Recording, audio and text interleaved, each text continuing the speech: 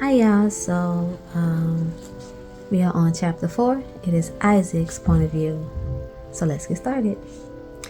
It feels like it takes me years to walk back to my room, my brain filled with muddled thoughts of the upcoming year, university applications and the LNAT, but the most distracting thoughts of all are about Violet. As soon as my mind drifts to her, it's like I can't focus on anything else.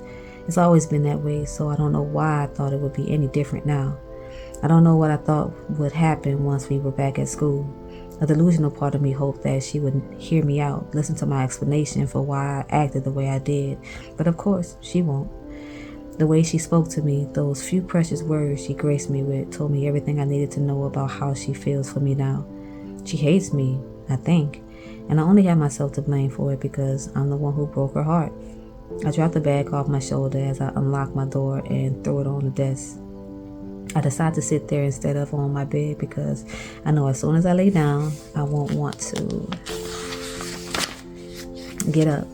Today has been exhausting, and it felt like all my energy was drained as soon as Violet told me to leave her alone. I don't want to think about the other things she said because I don't believe it. There's no world I want to live in where I can't accept that Violet is done with me. She's it for me, always has been, and always will be. I take my glasses off, place them on the desk, and lean back in the chair. Then, I bring the heels of my palm to my eyes, pressing down lightly. I start listing the things I need to focus on this year, the LNAT being the most urgent one because it's next month. I spent all summer preparing for it, throwing myself into studying for it as a way to distract myself from the devastation I was feeling. I know I'm fully capable of passing it, but that's what worries me. I still have no intentions of going to Oxford or studying law like my parents want me to, but we had enough arguments over the summer about it that I've just started lying to them instead. They've set my whole life up to follow in their footsteps, and for so long I played the role of dutiful son and went along with it, not allowing myself to consider that maybe there were other options for me. But at some point, I started to let myself dream that maybe I could pursue something I loved instead. I can't pretend that Violet wasn't the main reason why I started thinking about doing more for myself. She made me realize that my happiness actually mattered and that I couldn't live the rest of my life doing something I hated. She saw something in me that even my friends didn't, encouraged me for no reason other than she wanted to. And eventually, the need to pursue that dream started to outweigh everything else. Next scene. 1 year ago. What do you mean you're not taking the LNAT? Violet asked, her voice coming through my phone speaker as I lay on my side in bed. I can barely see her face with the dim lighting of her room, but I can't miss the way her eyes widen when she asks the question, and the rustling of sheets tells me she's sitting up. I do the same, leaning back against the pillows as she flicks on a small lamp she keeps next to her bed for when she wants to read at night. Guess we're not sleeping early tonight. I get out of bed and switch my own light on. The bulb in my lamp needs replacing, and I usually hate turning the main light on, but if I can see her, I want her to see me too. I mean, I'm not doing it. You know I don't want to do law anyway, so what's the point? I'll tell my parents over the summer and deal with whatever they say. She stares at me with a huge smile that she tries to hide, but I don't let her. I call her name, and as soon as I do, her full smile is on display for me and only me. I'm greedy for it, and I quickly take a screenshot without her noticing. What are you going to do then? Animation? We've had this conversation a lot, but I think I ever spoke about it with enough sincerity for her to believe I was serious about it. But I am, and it's because of her. Yeah, in London. I pause before adding the next part, scared to voice it even though I hope she's on the same page as me. With you. Isaac, you can't change all your plans for me. This is your future. You're my future, I think. I'm changing them for me. You're just an extra special bonus. She lets out a small, breathy laugh, and I store it away in my memory, cataloging it like I've done with so many other moments with her. I pull them out whenever I need them. If I'm sad or just need a burst of energy, I think about her and everything feels better. Extra special bonus, huh? She teases, and I wish I was cool enough to not to be grinning so widely right now that my cheeks are starting to hurt, but I can't help it. The most special.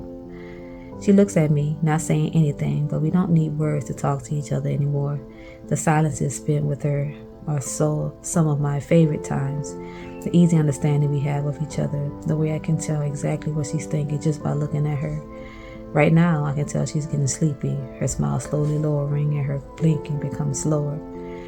Turn your light off, Violet, I tell her, keeping my voice low as I go to switch mine off, too.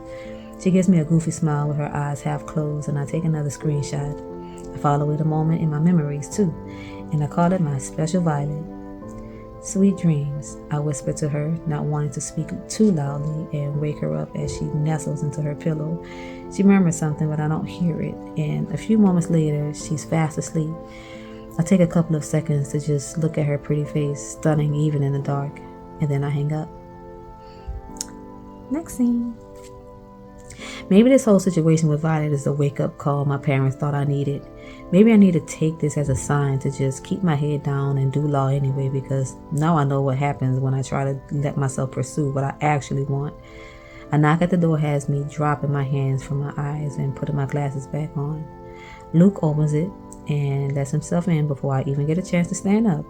He's already changed out of his uniform, but I spent so long spiraling that I'm still in mine.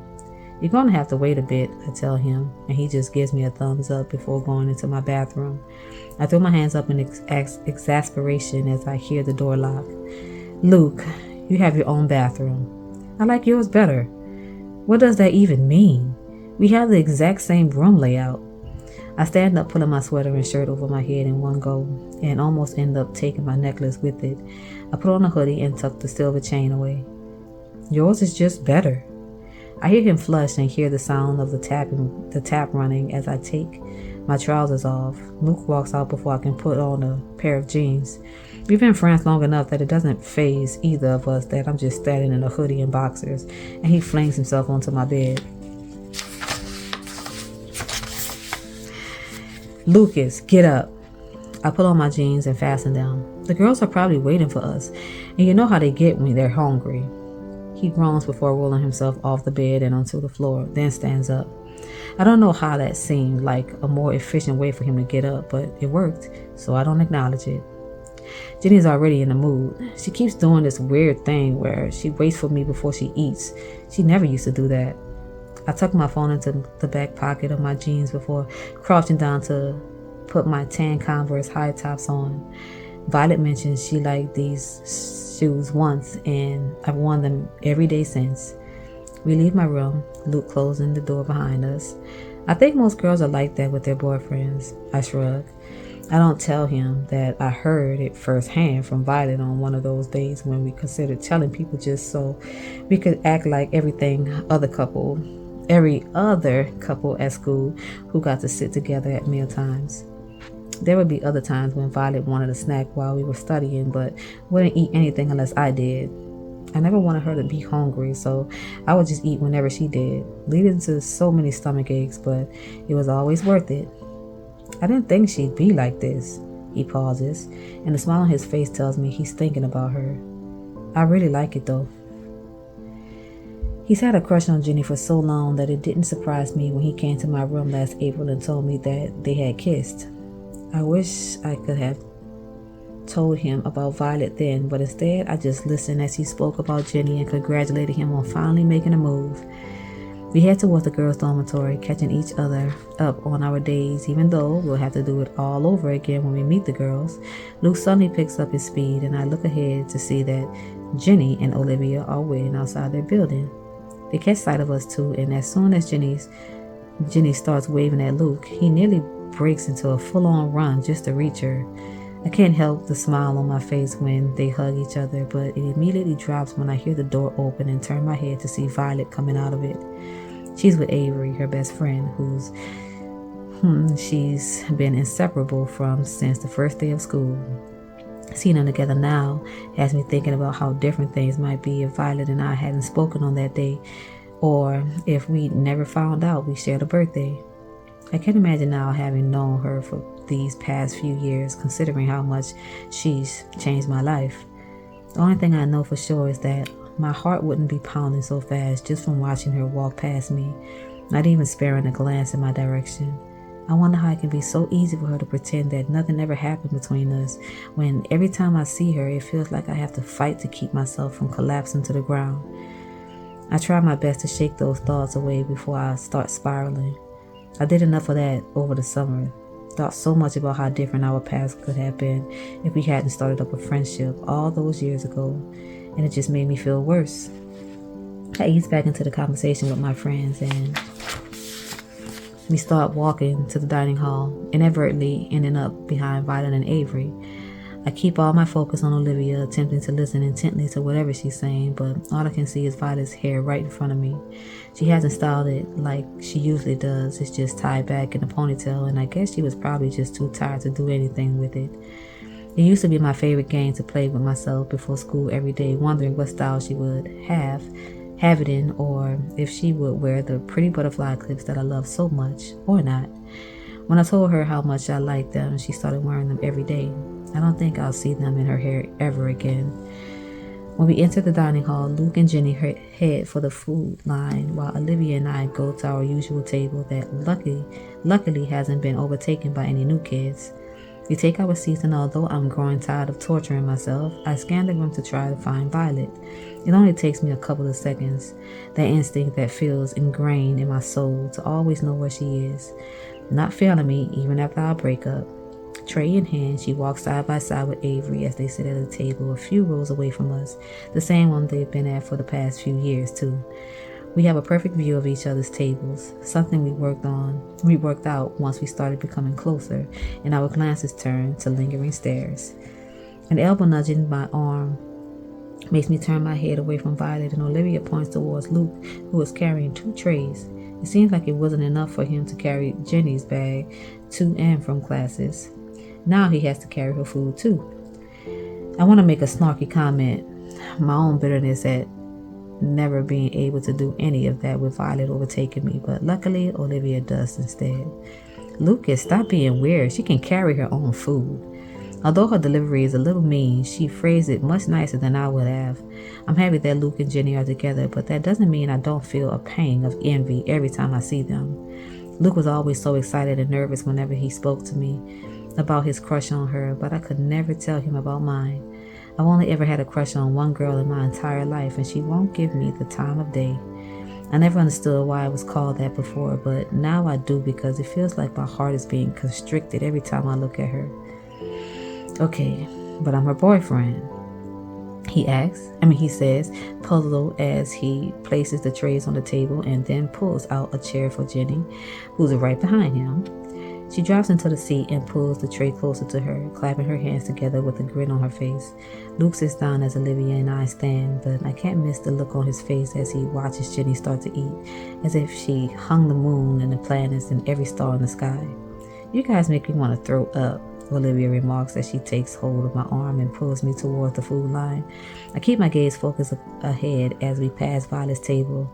Even though my heart tries to force me to look at her, we grab our food and head back to Luke and Jenny, and I congratulate myself for going for 5 minutes without looking at Violet. It felt like an eternity.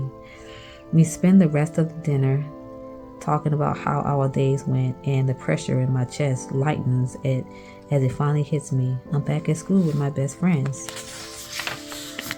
We have the whole year ahead of us, and I want to make the best of it. I don't think about what will come after, because I know regardless of what happens and what path I take, the 3 people around me are with me for the rest of my life. I allow myself to steal a glance at Violet, and the voice inside my head whispers that I wish she was part of it too. That's it. Still have no thoughts. I like the way he expresses himself, but it's not like I read better than the movies. It's not like Wes. I'm comparing everything to Wes. But anyways, that's it. Good night, y'all.